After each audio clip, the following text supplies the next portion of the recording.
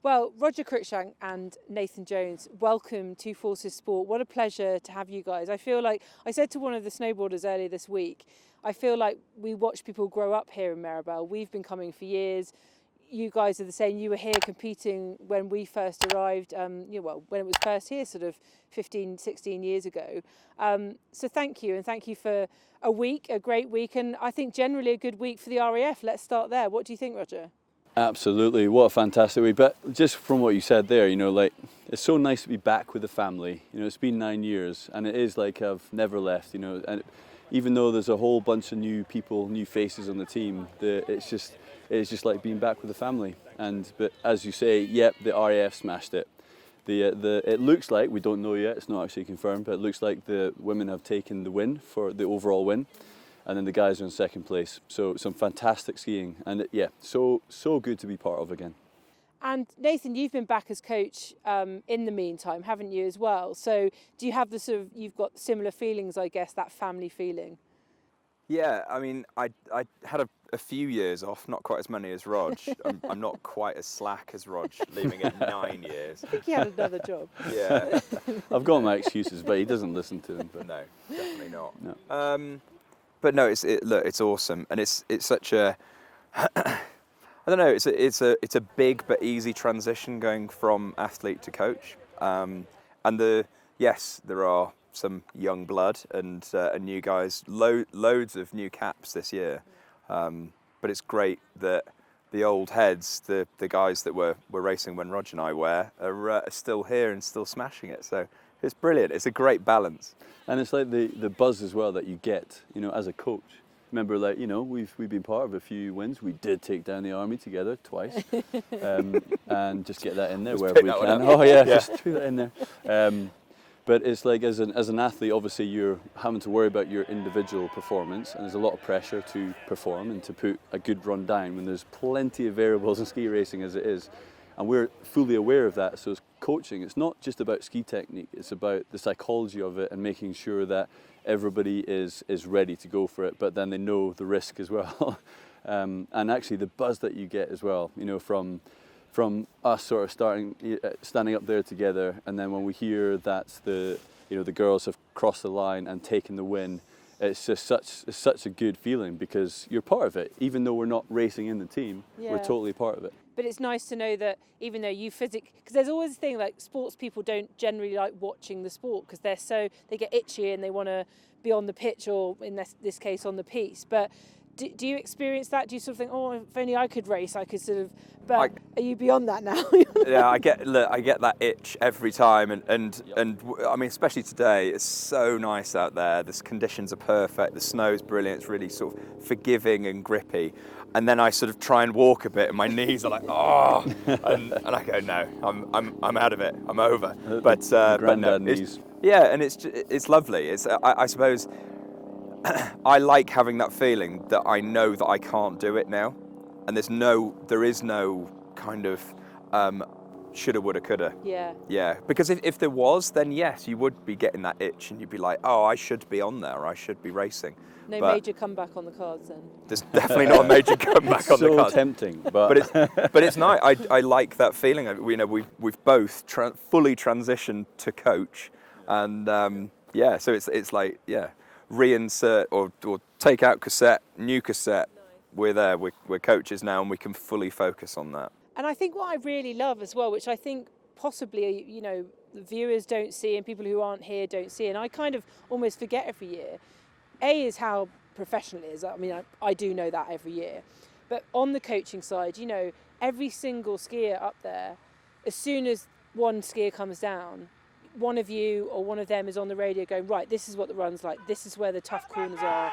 And I don't know that anyone really sees that. They just see people coming down the mountain. But it is literally, during that race, however many runs there are, you guys on the radio constantly with your team, like letting them. And it's the same with the Army and the Royal Navy as well. Absolutely, and it's all the stuff that I experienced from the British team back in the day.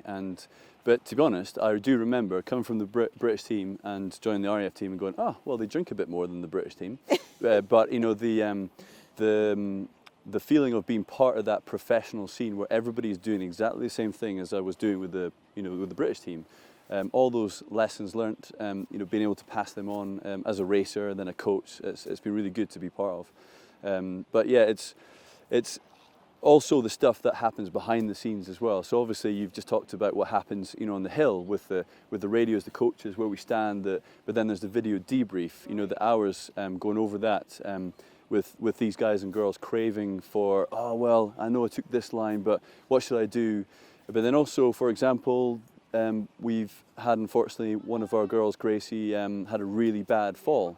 So you can imagine all the psychology behind that, how that, obviously we got to support her, but then how that affects the rest of the team because they've seen her and see how much pain she was in.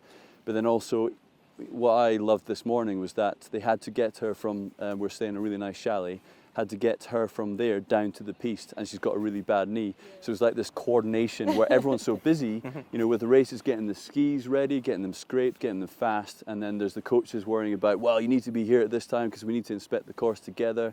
But they still managed to do all of that and get Gracie to the bottom so she could cheer us all on and be part of the team. And that's what I mean, it's a family, and it's really, really nice to be part of. It's an interesting one, this, because you don't really get this in any other aspects of skiing.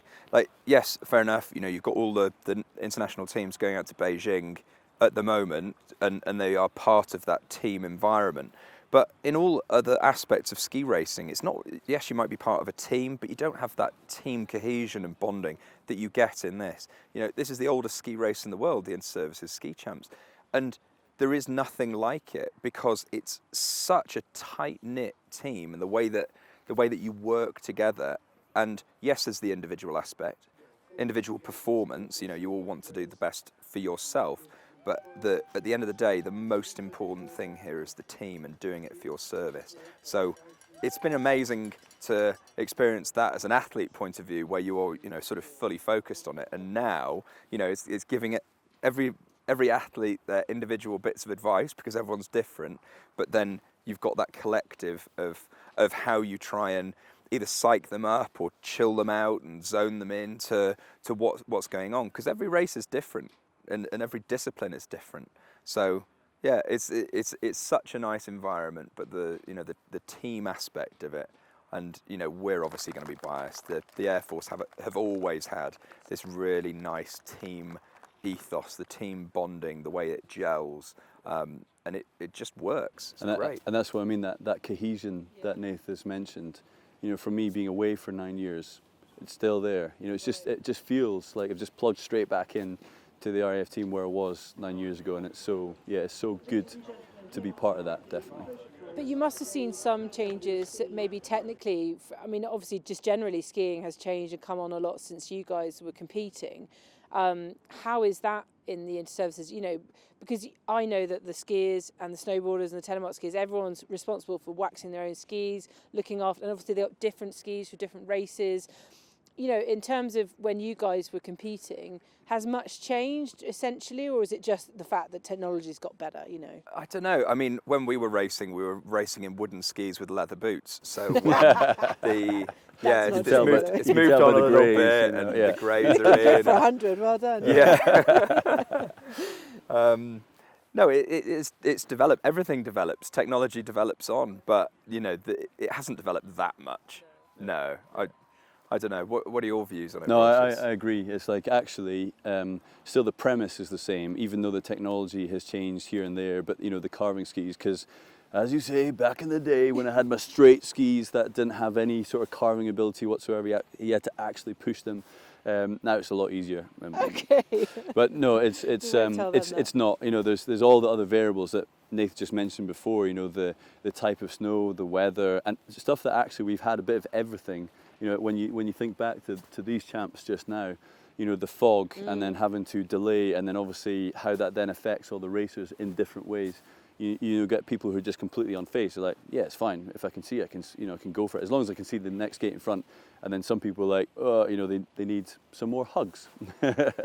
But so I think still it is the same stuff. But then again, that's what I like about being away and then coming back. So 9 years ago, you had sort of key people who were within the team who would make sure that it was the correct wax and the correct sort of type of skis, and all that just happens. You know, as I remember as coach back in the day, I really have to influence that, but no, the team are just all over it, you know, and it's just, as you said before, it's a really professional outfit, and it is maintaining that, if getting more professional, especially now that we've been away for a few years.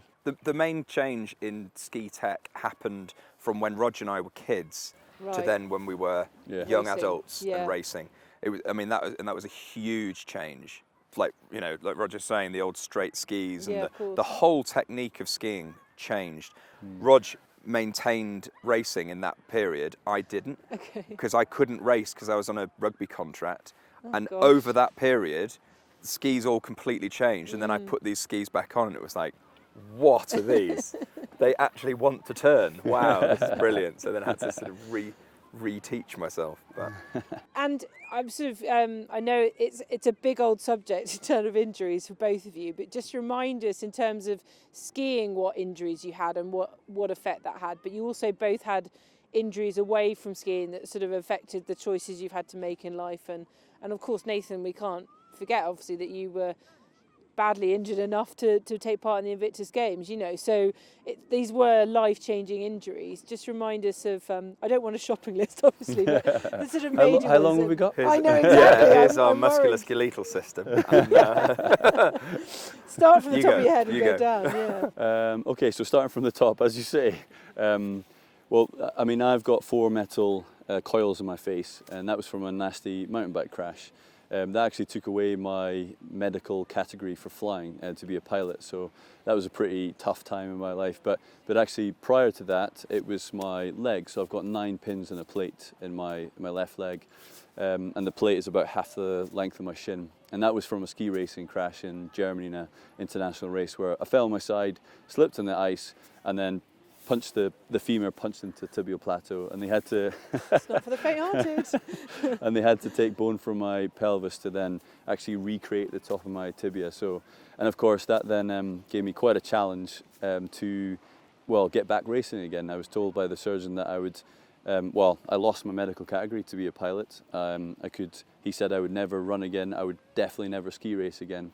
But luckily I managed to get back onto skis about 6 months later, and I qualified for the Olympics by a matter of hundredths of a second. So it was one of those times in my life where I look back, you know, that was years ago, where I look back and just go, I still can't believe that happened, but I'm so grateful that I had the opportunity. And you know, that's where the Royal Air Force gave me the opportunity. They really did give me a chance. You had that support, yeah. Even when I injured myself, they still gave me that support and just sort of managed to give me that space to recover, and I managed it, you know.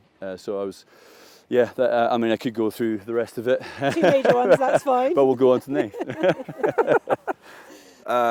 Well, I suppose skiing ones, I had quite a serious knee injury about 200 metres up the slope there, where I snapped my ACL, MCL, LCL, tore my PCL, did both my meniscus, shattered the head of my femur. I remember watching that. You still finished?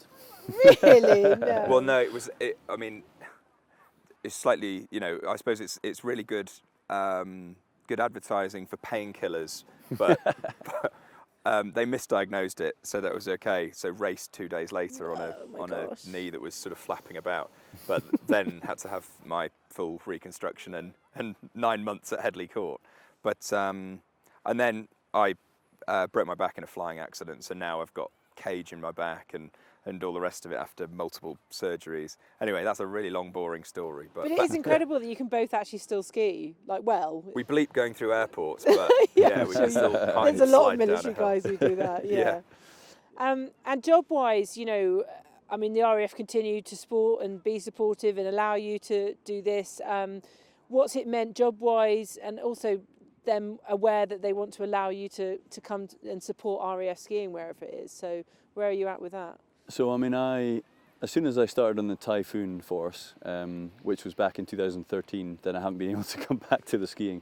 However, you know, I really did make the most of it, and as I was going through the training myself, flying training, and then as an instructor, because I became a qualified flying instructor on the Hawk, then I had a lot of time, and it was so.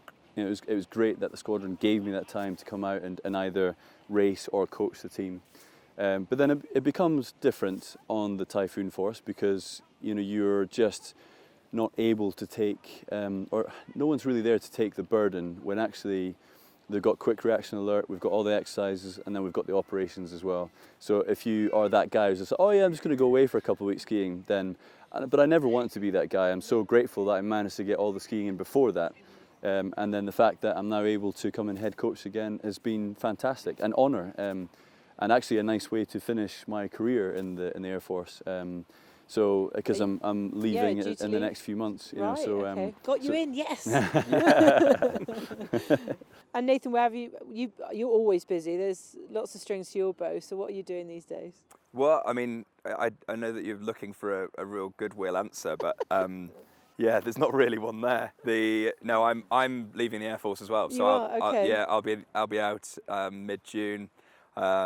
So you're talking to two soon-to-be veterans. Well, that's fine. But promoted to You'll still bleed light blue. Yeah, but the right. beauty of this setup and the reserve setup and everything else means that the two of us will be able to come back. Great. So it's not the end. It's purely a stepping stone into the next chapter. So. And just finally, I want. I mean, the mountains probably feel like your second home wherever you are in the world, but Meribel in particular, the history of 16 years we've been coming here, obviously only 15 championships because of last year not happening, but Meribel really has become the home now of ISSSC. You know these mountains in your sleep. I'm sure you could do it backwards.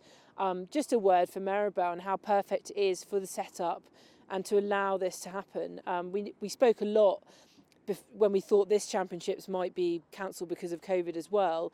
And they were like, there's nowhere else apart from maybe Teen and Val d'Isère, which weren't quite as good, for a championship that has all those three disciplines in a fairly good, location-wise. So, yeah, just a sort of pump for Meribel, really. Yeah, I mean, the amount of times that we have either been in that start gate, feeling very stressed out and very nervous, or as coaches, feeling very stressed out and very nervous watching our athletes go down, it always delivers. So even with this entire week, with the weather, with the different snow conditions, it's been really cold, it's been really warm, and they just send the ESF out there and they do such a good job with the piste every single time. It's such a professional outfit, and yeah, as you say, it does feel like our second home as well. Yeah, it's nice. It's like we've been away for 2 years now. And you come back as if you've never left, and it's all the same faces. I think there's a reason why the ESF live in the mountains and stay on year after year. But no, it's a lovely resort for us to come back to. We've always been really welcomed here. Whereas some resorts, let's face it, you're not that welcome. But for us, being a large military outfit coming here year on year, no, it's a special place. And if it does move on, then yeah, it would be sad to move on from here, because yes, we know the slopes so well. So yeah, it's a great Olympic race piste, and we know that they're going to deliver. But if it moves on, new challenge, then go for it. But I wouldn't rule it out that the champs wouldn't come back here again. Well, listen, guys, thank you so much. Good luck, as it turns out, for post-RAF life, both of you coming up this year, and also delighted to know that you'll be back next year. I won't put you through this again. You've done your due diligence now. So all the best of luck. And I should say, as a caveat, we don't know the full results yet of the full week, but I think you can be pretty proud of your RAF team and carrying them forward. And whatever the results are, we are absolutely proud of each and every athlete. It was proud to be here, and thanks for having us. You're welcome. I was welling up. I was welling up before. That's why you put sunglasses on. To be honest, these are so comfy. I'll probably still be here next year. Should we have a kip now? I'm ready. Yeah, I'm definitely ready. Thanks, guys. No, Cheers. pleasure. Thank you.